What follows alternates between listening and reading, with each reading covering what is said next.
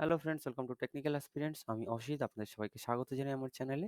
তো আমাদের যেটা ওয়েস্ট বেঙ্গল পাবলিক সার্ভিস কমিশনের ইনস্ট্রাক্টর, ল্যাব অ্যাসিস্ট্যান্ট এবং অন্যান্য যে সমস্ত এক্সামসগুলোর তার যেটা মোস্ট এক্সপেক্টেড এমসিকিউ সিরিজ নিয়ে আমরা এসেছিলাম, এবং এখানে কিন্তু আমরা 100টা করে প্রশ্ন নিয়ে আলোচনা করছি। তো প্রথম 50টা পার্ট ওয়ানের টেকনিক্যাল যে 50টা, সেই কোশ্চেনটা অলরেডি আমরা আপলোড করে দিয়েছি এবং আপনারা অনেকেই সেই ভিডিওটা দেখেছেন। তো এবার আমাদের নেক্সট 50টা, যেটা নন টেকনিক্যাল, যেখানে জেনারেল সায়েন্স বা জেনারেল নলেজ এই সমস্ত প্রশ্নগুলো নিয়ে আমরা আলোচনা করব। তো চলুন দেখা যাক যে প্রশ্নগুলো খুব বেশি ইম্পর্ট্যান্ট আমাদের এক্সাম পয়েন্ট অফ ভিউ বা আমাদের এক্সামে আমরা দেখতে পেতে পারি। তো সেই প্রশ্নগুলো নিয়েই কথা বলবো, খুব বেশি সময় নষ্ট না করে। চলুন আজকে আমাদের টপিকের দিকে যাওয়া যাক। তো সবার প্রথমে আমরা যেটা দেখতে পাচ্ছি, যে through which of the following states does the river Chambal flows. অর্থাৎ আমরা কিন্তু এখানটাতে একটা নদী নিয়ে কথা বলছি, চম্বল নদী। তো এই চম্বল নদীটা কোন কোন স্টেটসের উপর দিয়ে বা কোন কোন রাজ্যের উপর দিয়ে প্রবাহিত হয়েছে। দেখুন, এখানে আমি চম্বলটার উদাহরণ দিয়েছি, তবে আপনাদেরকে আমি বলবো আপনারা কিন্তু সব নদীগুলো খুব ভালো করে একটু দেখে রাখবেন। বিশেষ করে যে ফার্স্ট যে 10টা প্রায়োরিটির যে নদী রয়েছে, যেগুলো নিয়ে আমি কিন্তু আমার ভিডিওতে আগে ডিসকাস করেছি, সেগুলো কিন্তু আপনারা একবার দেখে নিতে পারেন। তো এই চম্বল নদীটা যেটা মেনলি ফ্লো করেছে, এটা কিন্তু উত্তরপ্রদেশ, মধ্যপ্রদেশ এবং রাজস্থান, এই তিনটে স্টেটের মধ্য দিয়ে প্রবাহিত হয়েছে। এবং মেনলি যেটা মধ্যপ্রদেশে, এর কিন্তু যে মধ্যম গতি বা যেখানে কিন্তু চম্বল খুব একটা এফেক্টিভ নদী এই রাজ্যের জন্য। তো যাই হোক, তো এর অ্যান্সার কিন্তু অপশন এ।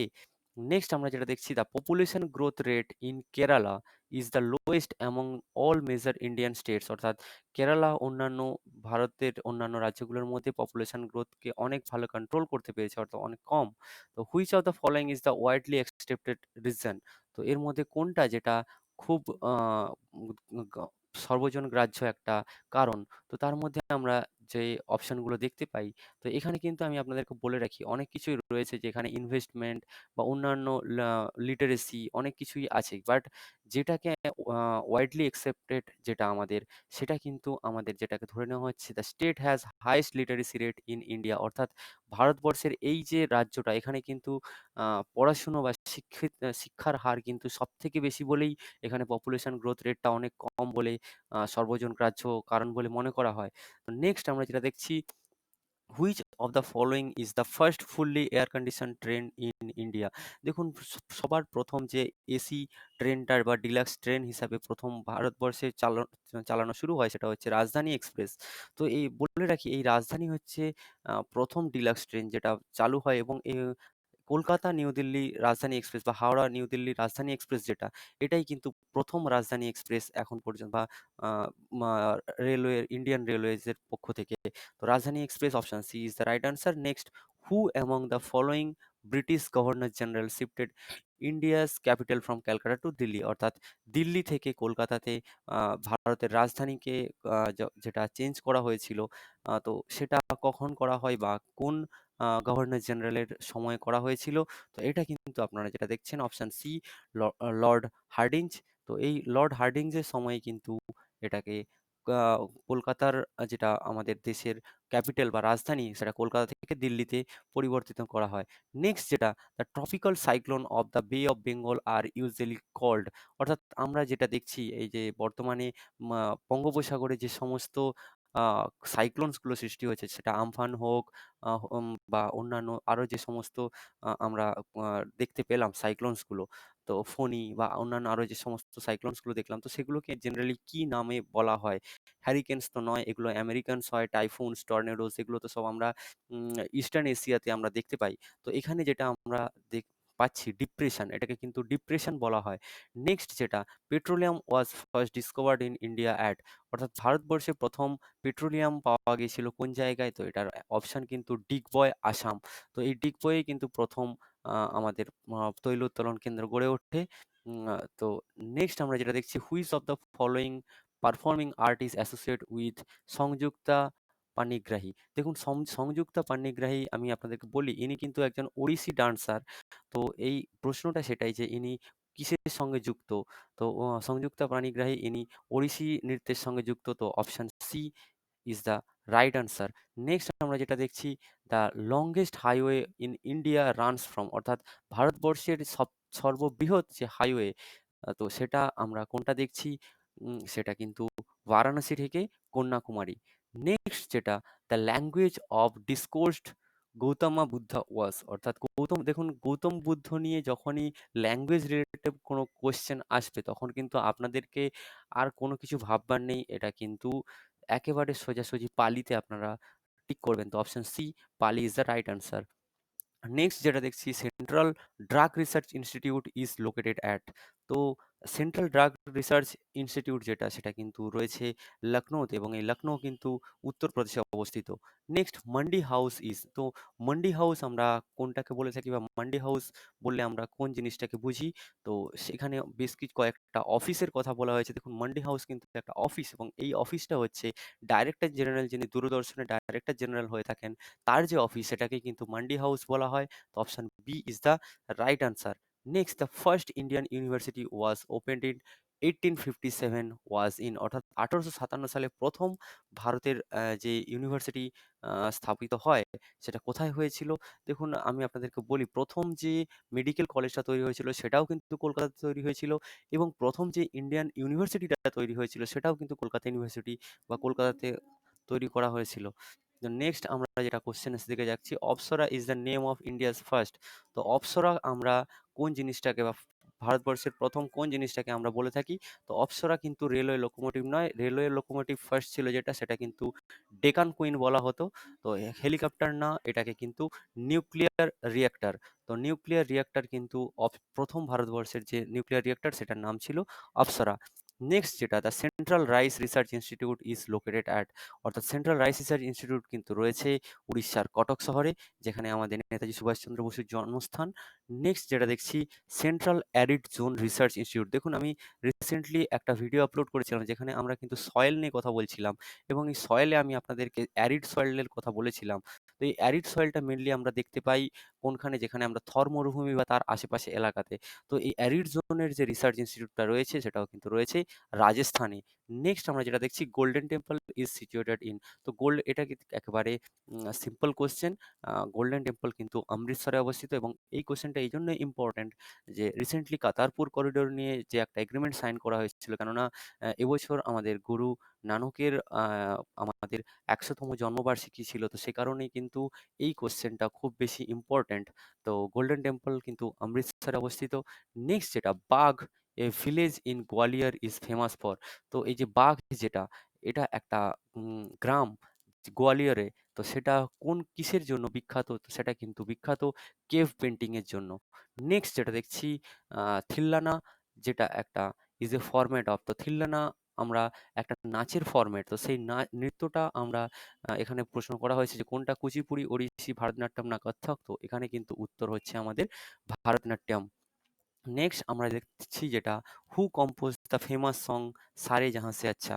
তো দেখুন এখানে আমি আপনাদেরকে বলে রাখি, সারে জাহাঁ সে আচ্ছা যেটা, এটা কিন্তু মোহাম্মদ ইকবালের কম্পোজিশন, এবং বঙ্কিমচন্দ্র চট্টোপাধ্যায়ের কিন্তু আমরা যেটা জানি সবাই, বন্দে মাতরম এবং রবীন্দ্রনাথ ঠাকুর, এনার তো দুটো দেশে এনার জাতীয় সঙ্গীত চলে, একটা আমাদের ভারতবর্ষে জনগণমন, এবং বাংলাদেশে কিন্তু আমার সোনার বাংলায়, দুটোই কিন্তু রবীন্দ্রনাথ ঠাকুরের কম্পোজিশন।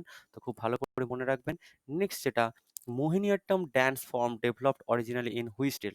তো মোহিনীঅট্টম আমি আপনাদেরকে বলি, আমি যখন আমাদের ডান্স ফর্মসগুলো পড়িয়েছিলাম তখনও কিন্তু আমি বলেছিলাম মোহিনীঅট্টম কিন্তু কেরালা, আমাদের কেরালার একটা ফোক ডান্স বা ওখানকার রিজিয়নাল ডান্স।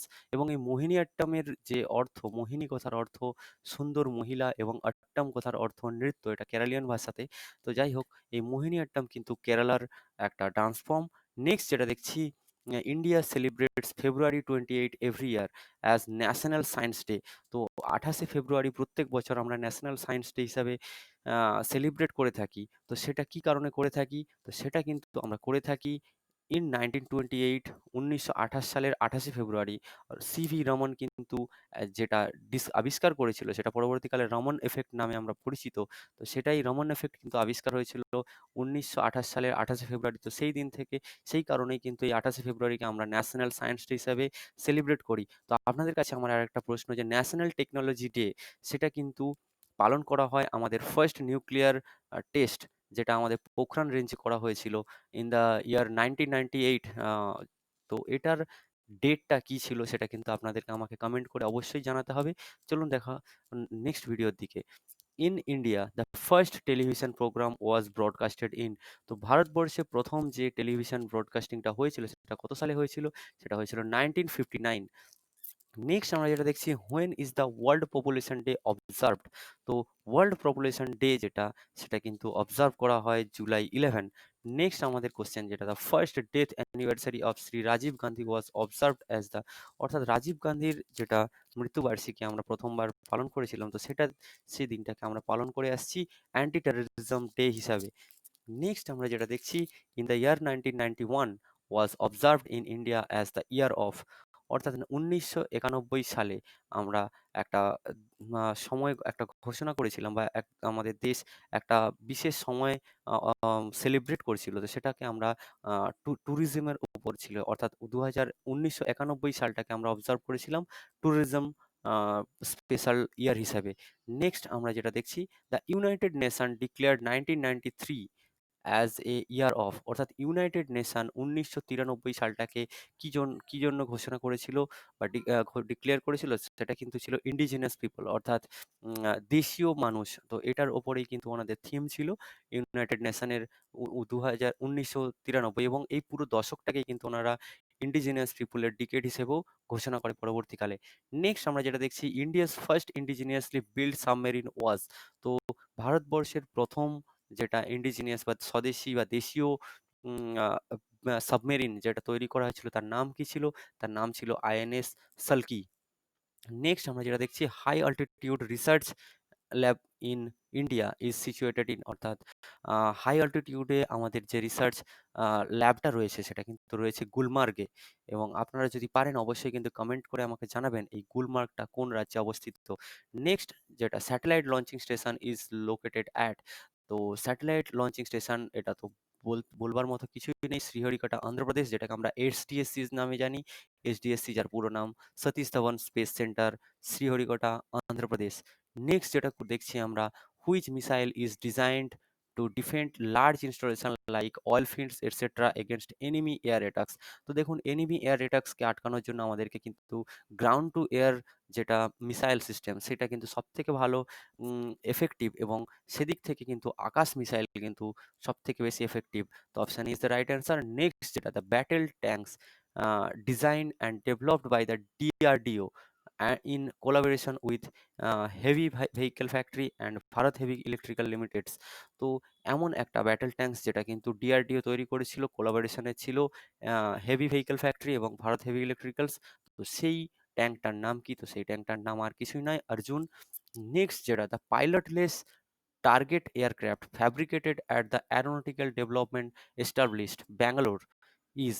অর্থাৎ পাইলটলেস একটা টার্গেট এয়ারক্রাফট যেটা ফেব্রিকেট করা হয়েছিল অ্যারোনটিক্যাল ডেভেলপমেন্ট এস্টাবলিশমেন্ট ব্যাঙ্গালোরের দ্বারা, তো সেটা যেটা করা হয়েছিল সেটার নাম কি ছিল?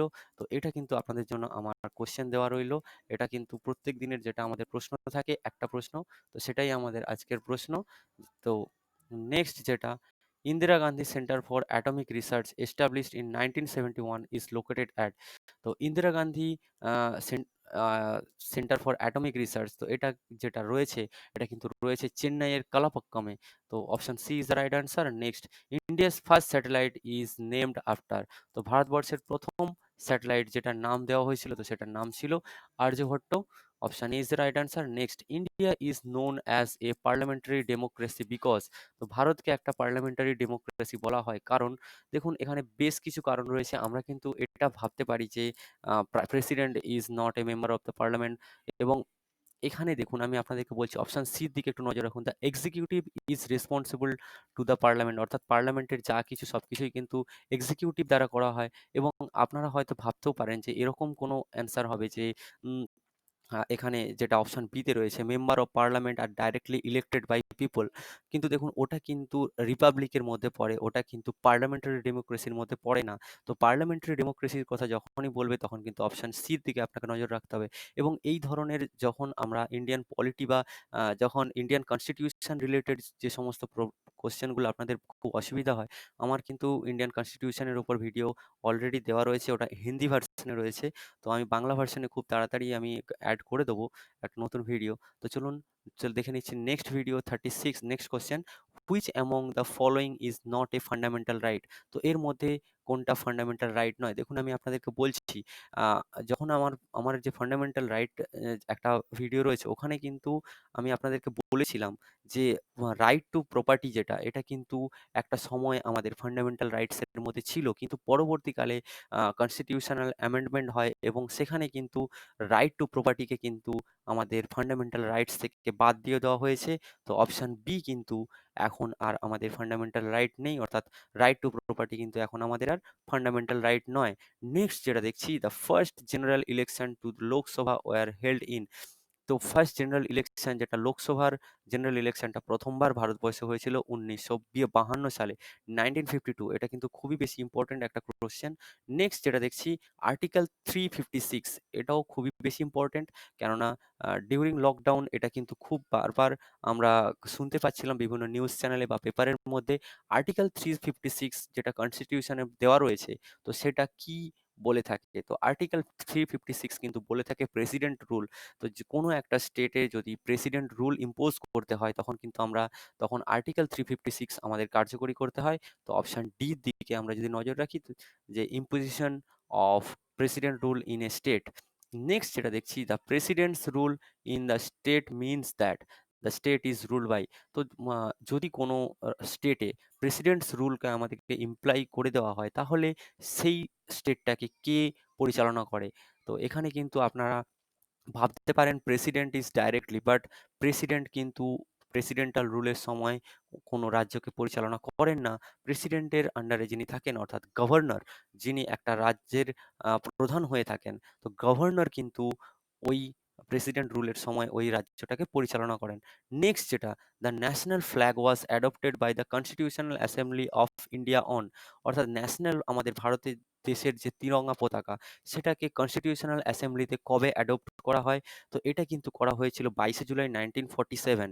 22শে জুলাই 1947 এটা অ্যাডপ্ট করা হয়েছিল এবং 26শে জানুয়ারি 1950-এ কিন্তু আমাদের ভারতের সংবিধান অ্যাডপ্ট করা হয়েছিল। তো এই দুটো ডেট কিন্তু খুব ভালো করে মনে রাখবেন। অ্যাডপ্ট করা হয়েছিল অ্যাকচুয়ালি November 26, 1949, এবং January 26, 1950-তে কিন্তু এটা আ আ সাধারণতন্ত্র দিবস হিসেবে আমরা একেবারে অর্থাৎ এটা পুরোপুরিভাবে শাসিত হয়ে গেছিল যে এ দেশটার সাধারণতন্ত্র। তো এই ৩টে ডেট কিন্তু খুব ভালোভাবে মনে রাখবেন। Next, the journalist who refuse to accept Padma Bhushan was. তো পদ্মভূষণ একজন জার্নালিস্ট যিনি রিফিউজ করে দিয়েছিলেন অ্যাকসেপ্ট করবার জন্য। তো উনার নাম কি? উনার নাম Khushwant Singh, option B. Next আমরা যেটা দেখছি, Tansen Samman has been instituted by the government of, অর্থাৎ কোন রাজ্য যেটা কিনা তানসেন সম্মান প্রথমবার শুরু করেছিলেন? তো সেটা হচ্ছেন Madhya Pradesh, option D is the right answer. Next আমরা যেটা দেখছি, BC Roy award is given in the field of. তো বিসি রয় অর্থাৎ বিধানচন্দ্র রয়, নাম থেকে আপনারা বুঝতে পারছেন এটা কিন্তু অ্যান্সার হবে মেডিসিন। তো বিধানচন্দ্র রায় অ্যাওয়ার্ডটা কিন্তু দেওয়া হয় মেডিসিনের ওপর। নেক্সট আমরা যেটা দেখছি, who is the first Asian winner of Nobel prize. তো প্রথম নোবেল প্রাইজ উইনার এশিয়ান, অর্থাৎ প্রথম এশীয় কোনো মানুষ যিনি নোবেল পুরস্কার পেয়েছিলেন তিনি আর কেউ নন, আমাদের কবিগুরু রবীন্দ্রনাথ ঠাকুর। নেক্সট যেটা দেখছি, which of the following hills connect eastern and western Ghats. অর্থাৎ ইস্টার্ন ঘাট এবং ওয়েস্টার্ন ঘাট, পূর্ব ঘাট পর্বতমালা এবং পশ্চিম ঘাট পর্বতমালাকে কানেক্ট করছে কোন পর্বতমালা? তো সেই পর্বতমালাটার নাম কিন্তু নীলগিরি হিলস বা নীলগিরি পর্বতমালা, option D. Next, India has largest deposit of dash in the world. অর্থাৎ ভারতবর্ষের কোন জিনিসটা সব থেকে বেশি ডিপোজিট করা রয়েছে বা পাওয়া যায়, সবথেকে বেশি আ খ খনির মধ্যে রয়েছে? তো সেটা আর কিছুই নয়, সেটা হচ্ছে mica, option C is the right answer.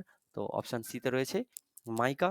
Next আমরা যেটা দেখছি, which of the following gas is not a noble gas. তো কোন গ্যাসটা যেটা কিন্তু নোবেল গ্যাস নয়? তো সেটা হচ্ছে দেখুন, হিলিয়াম, নিয়ন, আর্গন, ক্রিপ্টন, জেনন, রেডন, এগুলো কিন্তু আমাদের নোবেল গ্যাস। তো এটা ছেড়ে যেটা আমরা এখানে দেখতে পাচ্ছি সেটা হচ্ছে ক্লোরিন। তো ক্লোরিন কিন্তু একটা নোবেল গ্যাস নয়। Next, soil is formed from the parent rock material by. অর্থাৎ সয়েল, মাটি কিভাবে তৈরি হয় বা মাটি এর গুলোর মধ্যে কোন পদ্ধতিতে তৈরি হয়? Chemical decomposition, physical decomposition, biological decomposition নাকি অল অফ দ্য অ্যাবভ? তো এটার answer all of the above, এবং সয়েল বিষয়ক যে ভিডিওটা আমি বানিয়েছিলাম সেখানে কিন্তু আমরা এগুলো ডিসকাস করেছি। Next, the velocity of light was first measured by. তো ভেলোসিটি অফ লাইট অর্থাৎ আলোর গতিবেগ আমরা প্রথম কে মাপেন, বা কোন বিজ্ঞানী প্রথমবার আলোর গতিবেগ মাপতে সক্ষম হন? তো তিনি হয়েছিলেন আমাদের অপশন সি, রোমার। নেক্সট, এবং আজকের সবথেকে শেষ প্রশ্ন, which of the following invention were done by Thomas Alva Edison? অর্থাৎ থমাস আলভা এডিসন ইনি এগুলোর মধ্যে কোনটা বা কোনগুলি উম, আবিষ্কর্তা? তো এখানে দেখেন, incandescent lamp, photograph, carbon telephone transmitter, এই প্রত্যেকটি, এই তিনটিই কিন্তু থমাস আলভা এডিসন আবিষ্কার করেছেন। তো সেক্ষেত্রে অ্যান্সার হয়ে যাচ্ছে কিন্তু অল অফ দ্য অ্যাবাভ। তো এই ছিল মোটামুটি আমাদের 50টা নন টেকনিক্যাল জিএ, জিকে বা জেনারেল সায়েন্সের প্রশ্ন, যেগুলো কিন্তু আমাদের পিএসসির এক্সামগুলোর জন্য খুবই খুবই বেশি ইম্পর্ট্যান্ট, এবং এসএসসির জন্য কিন্তু এই প্রশ্নগুলো খুব বেশি ইম্পর্ট্যান্ট। তাই আপনারা এই প্রশ্নগুলো একটাও স্কিপ করবেন না, খুব ভালো করে মনোযোগ সহকারে দেখবেন।